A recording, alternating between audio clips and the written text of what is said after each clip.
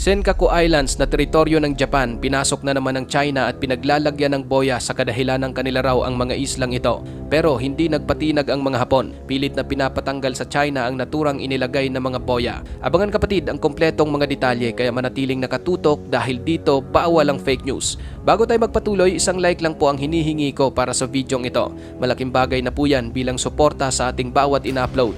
Back to the video.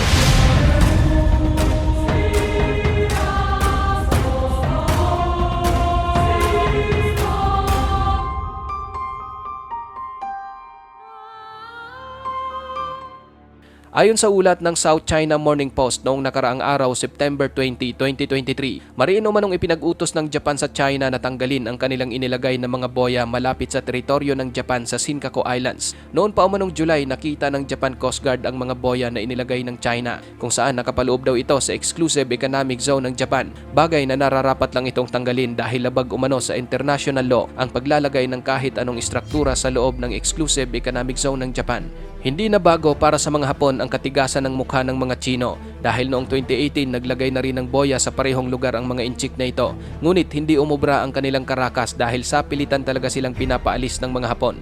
Ang Senkaku Islands ay isang grupo ng mga isla sa East China Sea na pinangangasiwaan ng Japan. Matatagpuan ang mga ito sa hilagang silangan ng Taiwan, silangan ng China, kanluran ng Okinawa Island at hilaga ng timog kanlurang dulo ng Ryukyu Islands, kung saan ang mga islang ito ay pilit ding inaangkin ng China. Kiniklaim ng China ang Senkaku Islands dahil sila umano ang nakatuklas sa mga islang ito noon pang ika-14 na siglo. Samantalang pinapanatili naman ng Japan ang pagmamay-ari ng mga isla mula noong 1895 hanggang sa kanilang pagsuko sa mga Amerikano noong World War II. Pinangasiwaan naman ng Estados Unidos ang mga isla bilang bahagi ng United States Civil Administration ng Ryukyu Islands mula 1945 hanggang binalik nila ito sa kontrol ng Japan noong 1972 sa ilalim ng Okinawa Reversion Agreement sa pagitan ng Estados Unidos at Japan. Noong 1968, natuklasan sa Senkaku Islands ang pagkakaroon nito ng potensyal na reserbang langis sa ilalim ng dagat, kung kaya't dahil dito mas lalo pang nagkaroon ng interes ang China. Ngunit mahigpit ang naging pagbabantay ng mga Hapon sa mga islang ito na bahagi ng lungsod ng Ishigaki sa Okinawa Prefecture.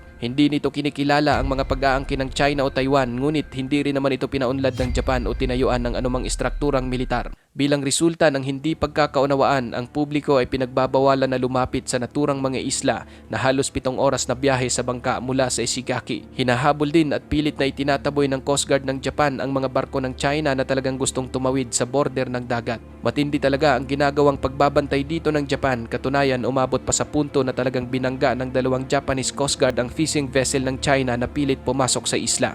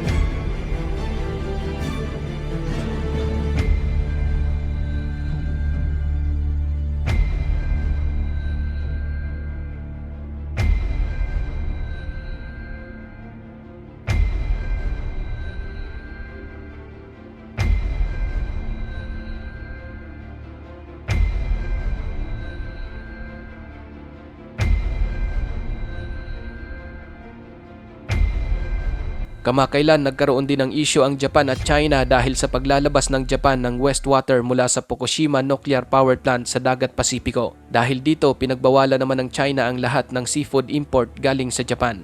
Ikaw kapatid, ano ang masasabi mo sa videong ito? Para sa iyong opinion, i-comment mo na yan sa ating comment section sa ibaba. At kung nagustuhan mo naman ang videong ito, paiwan naman ako ng like at pasubscribe na rin sa ating munting channel. Maraming salamat sa panonood, hanggang sa susunod na naman nating upload. Peace out!